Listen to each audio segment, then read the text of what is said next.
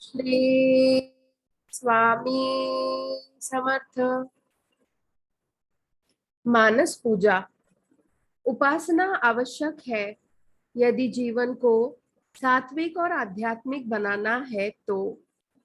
उपनिषद के ऋषि कहते हैं कि उपासना से बुद्धि की धार पैनी होती है।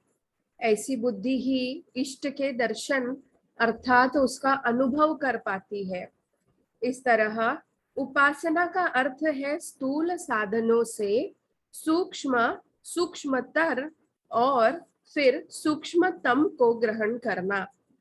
जैसे यदि किसी को दूज का सूक्ष्म चंद्रमा दिखाई न दे रहा हो तो पहले किसी वृक्ष का, फिर उसकी शाखा का और उसके बाद उस विशेष पत्ते का सहारा लेना पड़ता है जिसके पास चंद्रमा की सूक्ष्म रेखा हो। इसी प्रकार स्थूल नाम रूप का आश्रय लेकर अनाम अरूप तत्व का साक्षात्कार होता है। इष्ट के नाम गुणों और चरित्र का बखान इसी दिशा में किया जाने वाला सात्विक और भावमय प्रयास है। इस दृष्टि से बहिर्पूजा की संपूर्ण प्रक्रिया को अंतर्मन में करने का सुझाव संत महापुरुष देते हैं। बहिर उपासना करते समय जिस सामग्री की आवश्यकता होती है उसे इस पूजा में भाव द्वारा स्थापित किया जाता है। इसलिए इसे कोई भी कहीं भी कर सकता है। इसे करते समय धन के अभाव की विवशता का भी प्रश्न नहीं उठता है। इसका अभ्यास मन की चंचलता को समाप्त कर उसे स्थिर करता है। एकाग्रता और भाव में श्रद्धा ही उपासक की सच्ची उपासना की योग्यता प्रदान करती है।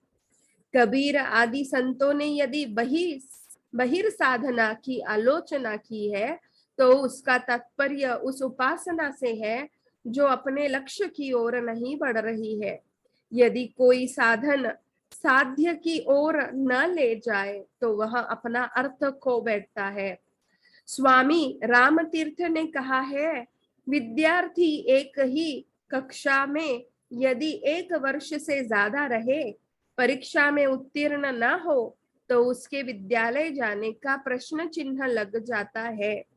प्रगति, उन्नति और विकास से ही साधना सार्थक होती है। भक्त उपासक को श्री विष्णु की उपासना करते समय अपने अंतर में बैठ व्यापक तत्व का अनुभव करने का प्रयास करना चाहिए। ध्रुव ने हृदयस्थ विष्णु की उपासना की और उस पद को प्राप्त कर लिया जिसे वर्षों के तप के बाद भी ऋषि मुनि नहीं प्राप्त कर पाते।